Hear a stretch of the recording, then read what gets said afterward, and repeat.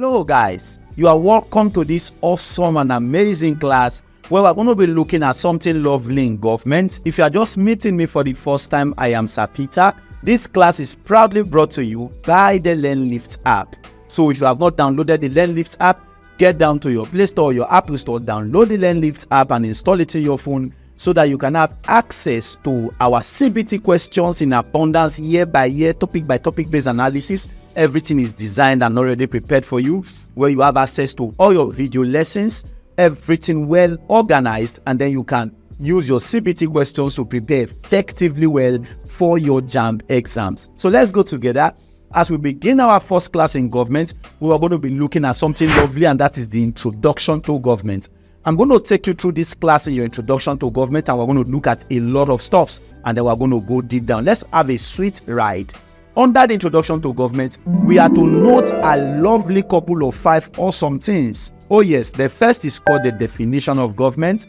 After that, we'll focus our gaze on what is called the subfields of government, where we look at all the various subfields in government. And then we go into the attributes or the characteristics of government. We look at the functions of government, and then we cap it up by looking at the reasons for studying government. Now listen carefully. If you are not prepared to score 350 and above in Jamb, please, this class is not for you. This class is only for those who have made up their mind that in this Jamb exam, I'm going to have nothing less than 350 as my Jamb score. So if you are that category of students, ride on with me as we look at everything in details. Now, what is the definition of government? If you must know, it's very simple. You must know that government is defined in 3 ways. Number 1 is government as an institution of a state. Number 2 is government as a process or an act of governing. And then number 3 is called government as an academic field of study. So these are the 3 definitions of government that you must know. Government as an institution of a state, government as a process or an act of governing. Now you can see that 2 things are there: process or act of governing, and then government as an academic field of study. Let's begin with the first, which is government as an institution of a state. What is expected of us to note about government as an institution of a state? Let's go together very quickly. If they ask you, how do you define government as an institution of a state? It's very simple. Take note of this, that government as an institution of a state can be defined as the machinery, the various parameters put in place through which the will of a state is formulated, expressed, and realized. Now, this is it. It is not just enough for the will of a state to be formulated. No, the will of the state must be expressed explicitly. It must be communicated to the people, and the will of the state must be realized. FER. Now, what is government as an institution of a state? It is defined as the machinery or the processes, the procedures put in place through which the will of a state is formulated, expressed, and realized. Now, another lovely thing is this. In other words, we can say it is the body through which the desired objective of a state can be achieved. So the various bodies put in place, are you getting me now? Through which the desired objective of a state, every state have a desired objective. So the parameters that are in place already, through which those desired objective of a state can be achieved, is called government. For example, let me say as a nation or as a nation or a state, you can have an agenda of saying, okay, in the next 5 years, are you with me? We must achieve this as a country. We must achieve this as a people. In the next 10 years, we are going to achieve this. Now the question is this: what is the objectives that are already in place? What are the instruments that are on ground to ensure that this thing is driven to actualization? It is government that position those things in order. Another thing is this, very quickly, that you must know, still under government as an institution of a state. Note this: it is very important to note that there is no law without a government. In other words, if there is no government, there can't be law. In the same way, if there is no government, there can't be law. There is no law, there can't be government. So the 2 of them must work hand to hand. So there is no law without a government, and there is also no government without a law. Now, what does it imply? It implies that without government, the state will be thrown into anarchy. when a state is in anarchy, for example, just imagine somebody just carry a gun, just wake up in the morning, and then this guy just carry a gun, boof, and then look at another person and shoots the person to death. Person just die, and then the guy, nobody will hold the person. Why? Because that state is a lawless state. In other words, if a state is a lawless state, you can't hold anybody responsible because you have not broken any law. There need to be law for you to now know that, oh, somebody have broken a law. Are you getting me now? And a state that is a lawless state is called a state of anarchy. Now, the next thing is this quickly. The organs that must put all the various parameters in place for a state to actualize their desired objective. There are 3 of them. That's how we say there are 3 organs of government. And what are the 3 organs of government? Number 1 is called the executive. Number 2 is called the legislature. And then number 3 is called the judiciary. The executive, the legislature, and the judiciary. Sir, what is executive? What is legislature? What is judiciary? Now, let me give you a mental picture of this. Very simple. Now, from what you can see here very quickly, you can see that based on the constitution of every nation, what happened is this. Let's use Nigeria as a case study. Based on the constitution, power is shared among these 3 organs of government. Now, number 1 there is called the legislative organ of government. Sometimes they also refer to as the branches of government. Are you with me? Number 2 is called the executive, and number 3 is called the judiciary. Now, listen to this very quickly. Who are the legislative arm of government? Or is the legislative arm of government? Legislatures, they are the ones that make law. In other words, they are the lawmakers. And under them is where you see the Senate coming in place and the House of Representatives, the Senate and the House of Representatives. Both guys, they fall under what is called the legislative. So when we say legislative, 2 things to come into your mind. Are you getting me now? The upper house and the lower house. That is the Senate and the House of Representatives. Now, when we come to the executive, of course, the president is under the executive organ of government. Of course, you can see the vice president here, and then the cabinet. Of course, who forms the cabinet? That's where you have the governors of every state coming in place. Are you with me? Now, there is what is called the judicial organ of government. Now, who are the judiciary? Of course, the judiciary, they are the courts. And under the courts here, that's where you have the Supreme Court, that's where you have the other federal courts, the state courts, and all of that. We're going to settle down and study and look into all of this in details now, but understand this very quickly, that the second definition of government is defined as a process or an act of governing. So how do we define government as a process or an act of governing? Understand this very quickly, that government as a process or the act of governing is defined as a group of people. In other words, there are a group of people that are vested with the supreme power. Now, understand this word with me, supreme power. When we say supreme power there, supreme power is talking about absolute power. A group of people that are vested with the supreme power or the absolute power of the state to make and enforce law, maintain peace and stability in the state by putting the right machinery in place. Now, this is it here. So, those group of people that have been vested with the authority, that have been vested with the supreme power backed up by the constitution of the state to make and enforce law, to maintain peace and order and bring stability in the state by putting the right machinery in place. What do we call them? Government. Which type of government? Government as a process or an act of governing. Another thing is this quickly. This can be done or achieved through the formulation and the implementation of governmental policies. Of course, government has to form policies to ensure that all of these things are brought into what? Actualization. Now, understand this with me, that the third definition of government is government as an academic field of study. How do we define government as an academic field of study? Very simple. Now, this is it quickly. Government as an academic field of study is defined as the study of governmental institutions and agencies. Of course, there are a lot of governmental institutions. There are a lot of governmental agencies. For instance, let me say aviation, education, defense. Are you getting it now? Technology. Now, all of this education, all of these governmental agencies when you start to study them one after the other, what is that called? It is called government, and that is government as an academic field of study. You must also understand quickly that this government as an academic field of study involves the functions and the relationships. So when I'm studying all those state agencies or state institutions, what will I study? I will look at their functions. I will look at the relationship they share among themselves in carrying out the affairs of the state. Another thing is this quickly. Government as an academic field of study is a subject that belongs to a group of subjects in social sciences. Are you getting it now? Of course, government there is under your social science, and of course your art students will also enjoy what? Government. Now understand this quickly as well, that government as an academic field of study, very, very important. You must know this quickly, that it is taught in schools and colleges. Of course, when you get down to universities or higher institution, what we call it, it is called your what? Political science in higher institution.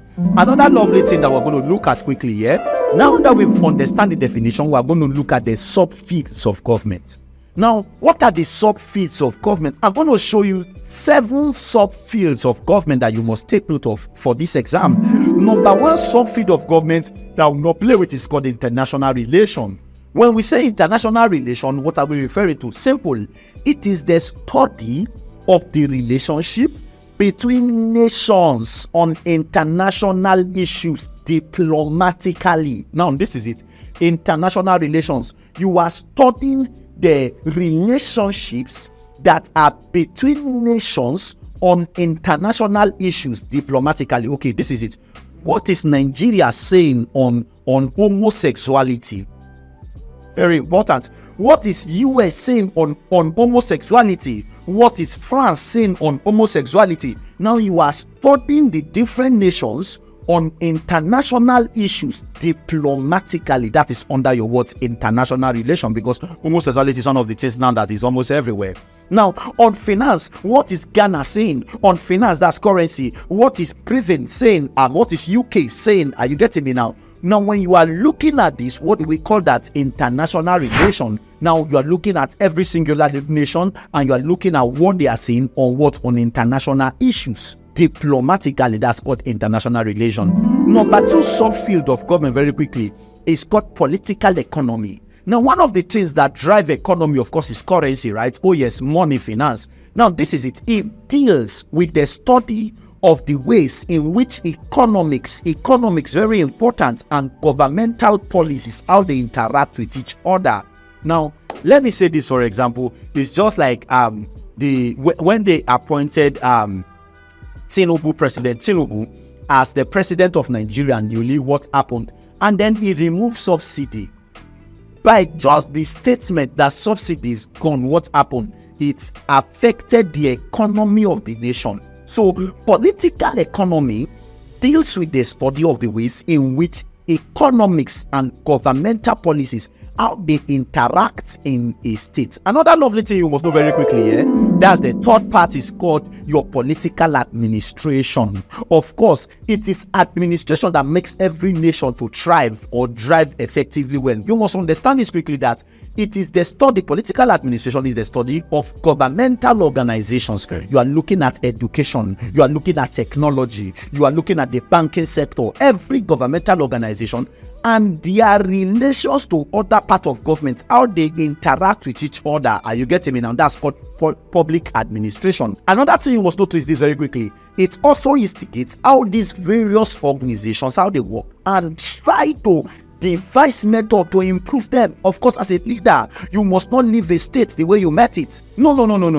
What happens, for instance, let me say, as a leader, this is just the 2 that you met. Are you getting me now? You shouldn't leave them like that. Ensure that before you leave office, you have multiplied the results. Are you getting me now? You have multiplied results. Ensure that the right strategies are already on ground. That is where administration is coming in. The 4th subfield of government we must know very quickly is called political theory.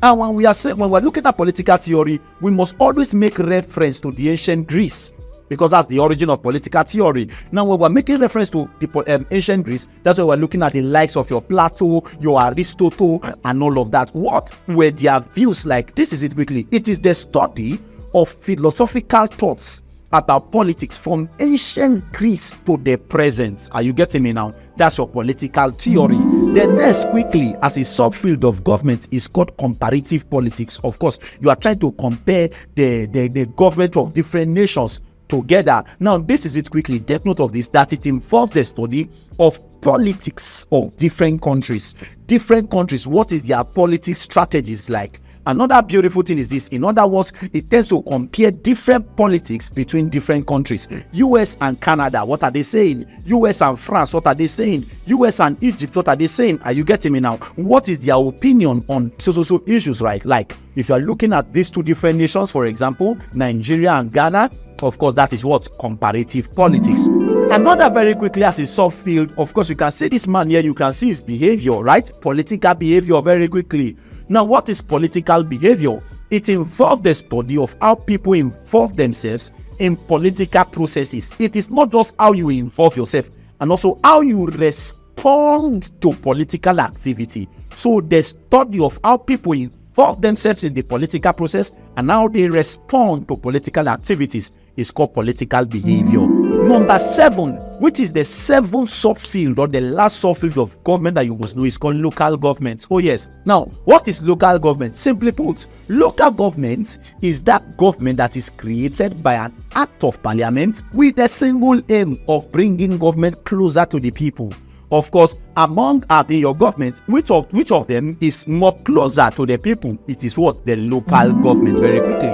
Now that you catch and understand this very quickly, the subfields of government, we are going to fly and delve into the attributes or the characteristics of government. Now, how many attributes or characters of government I'm going to be showing you? We're going to look at 7 attributes or characters of government. Now, the first attribute of government that you must know very quickly here is called laws. Laws. Of course, when we say laws, what are laws? Very quickly, laws are rules and regulations put in place to ensure proper conduct by the government and the governed.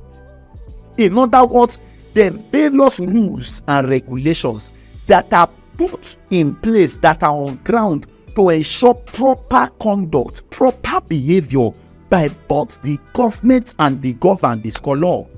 What separates boundaries for everybody so that you should not go and overstep boundaries called law. Of course, what makes government not to overdo is called law. What makes the people as well not to go and overraise their own shoulder is called what? Law. So that you should not say, okay, the government is oppressing us, or the people, they are overdoing. Are you getting me now? What set boundaries is called laws in the nation that is working actually. The next, quickly, we must note, is called political power. When we say political power, what do we refer to? Please take note of this. The government, they monopolize all the instruments of violence in a state to ensure obedience and cooperation among the citizens. There are a lot of citizens that are strong-headed. In other words, there are some bandits in every nation, right? Oh yes. It is the duty of the government now to use what is called political power. So government monopolizes. Government is not sharing with anybody. All the instrument of violence, positioning army in place, police in place, to ensure obedience and cooperation among the citizens, because some citizens are actually very stubborn. The third attribute of government we're going to look at very quickly is called periodic change. Oh yes, when we say periodic change, you must note this. Unlike the states, Nigeria as a state does not change. No. Ghana as a state is not going to change. Government is the one that is subject to change, not the state. Government is subject to change periodically, both in personnel and in form, to ensure democracy.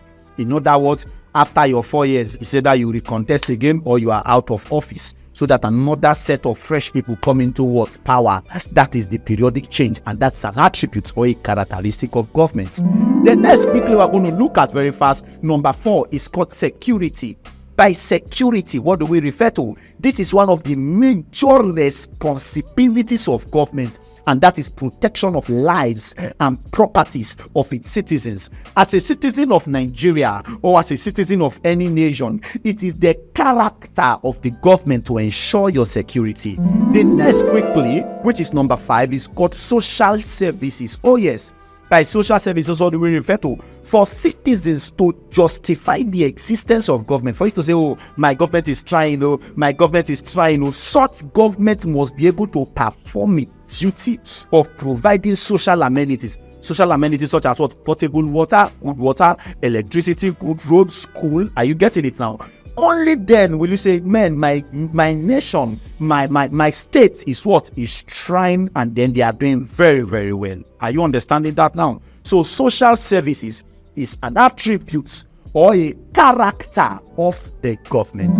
Number 6, very quickly, that you must note, is called legitimacy. Legitimacy. Now, in the next class, I'm going to be opening you up to a lot of stuff, and then I'm going to treat legitimacy under that. Take note that for a government to be legitimate, it must go through the electoral procedures as stipulated by the Constitution. In other words, during electoral proceedings, what happened? The Constitution must be followed.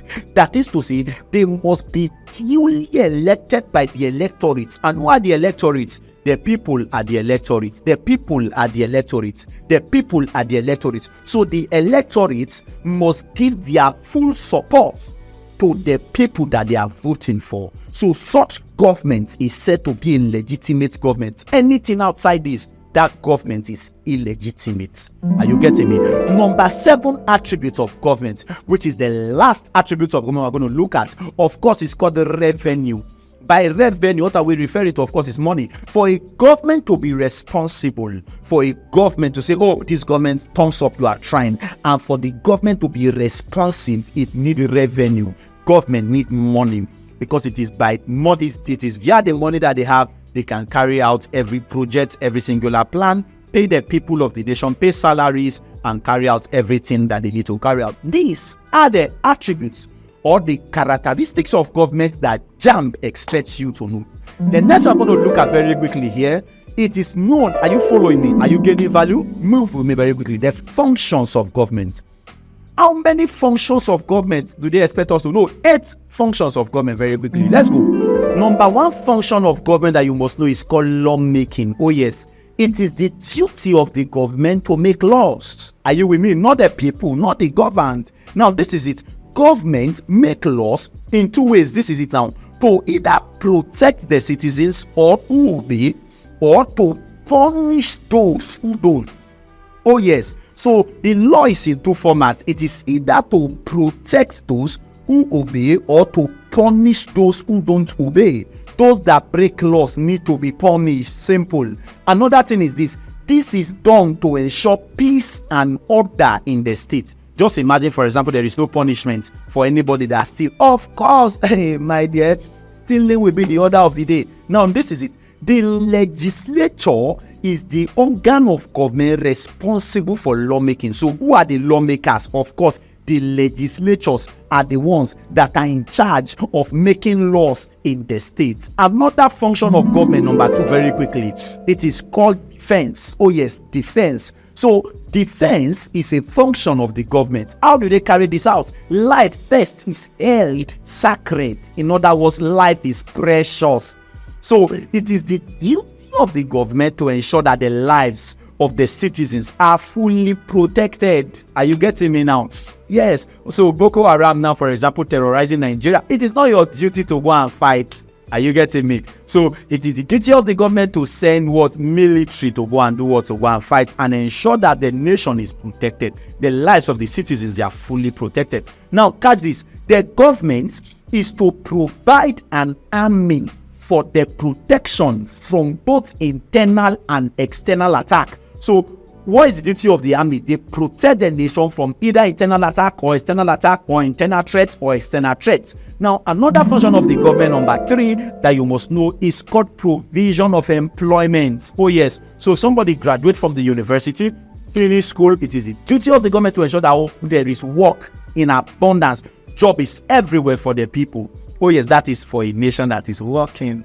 Now, this is it. Government should also make sure that the citizens are fully employed, which goes a long way to improve lives in the state and eradicate poverty. And also, it will also prevent thuggery, because an idle mind is the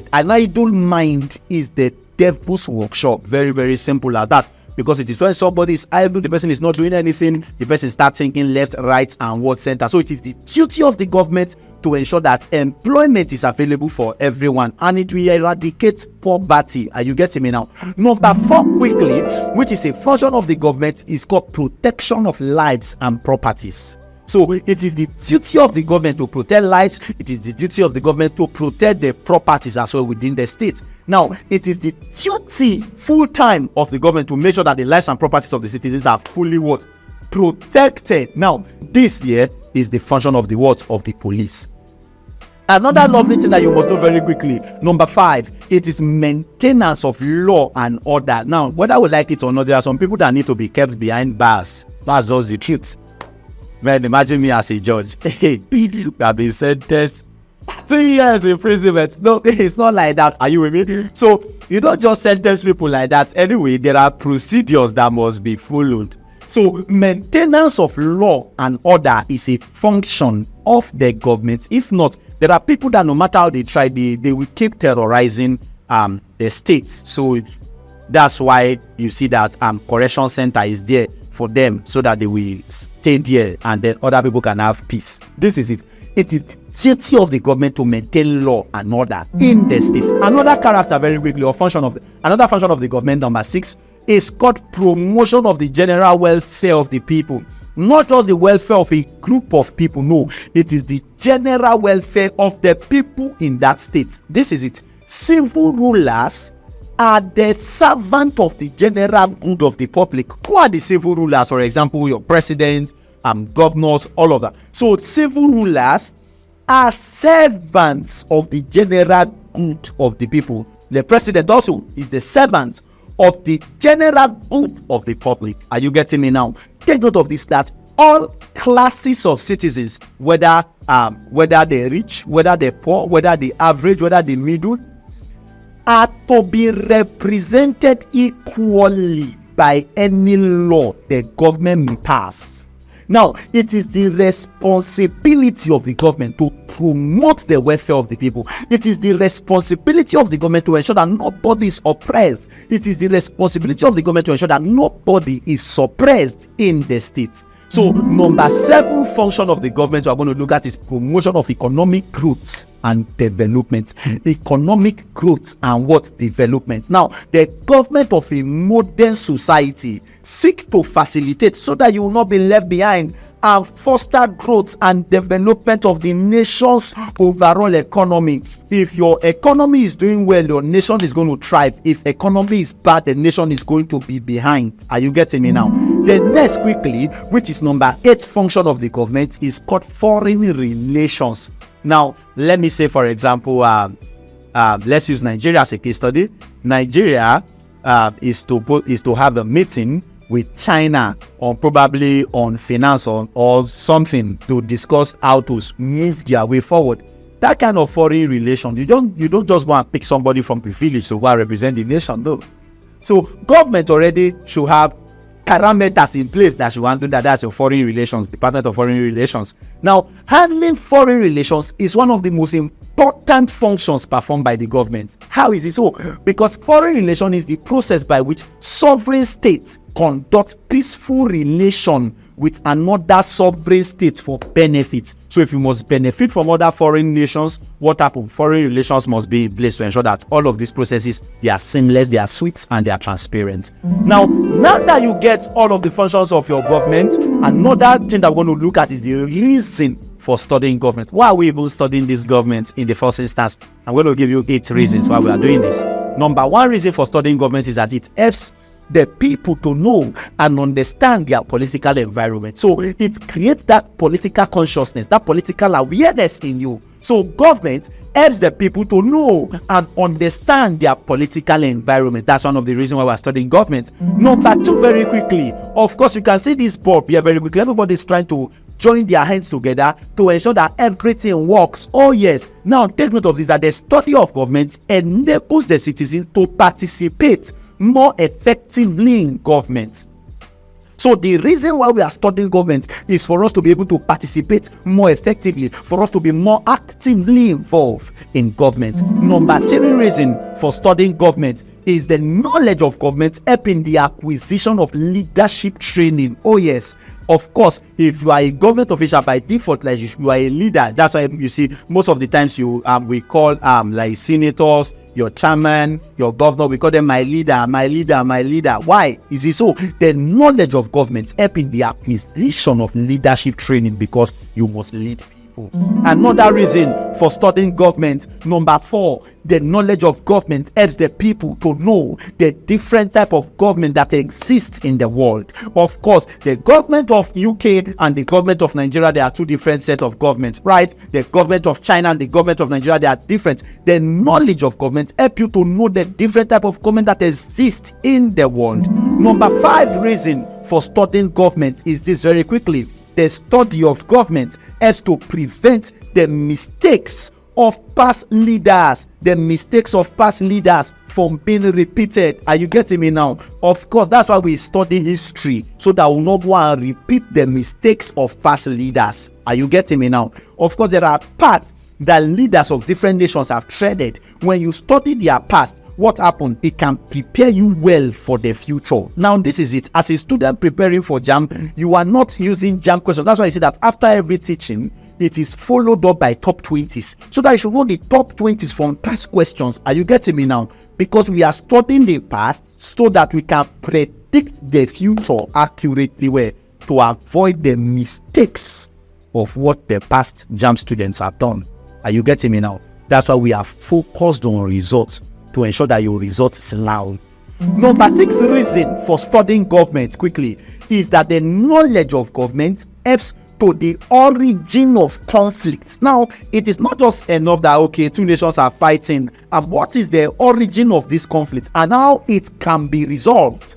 That's why we study what? Government. Now, example of nations that are fighting every now and then, of course, your Palestine and Israel always fighting. Are you getting it now? So you must look at the origin of their conflict and then now know how to resolve it effectively well. Number 7 reason for studying government, of course, you must know your rights, your duties, your obligations. Now, this is it here. The study of government helps the people of that state to know their rights, their duties, and their obligations. Number 8, which is the last reason for studying government, what will lead you to us very quickly? The knowledge of government helps to raise the spirit of nationalism and patriotism. That's why you see, anytime a US citizen sees the flag, or their military see their flag, what happens? They salute their flag. There is that spirit of nationalism. There is that spirit of patriotism. There is that spirit of oneness that is already bedded in them. Why? From the study of government. Of course, it's not all nations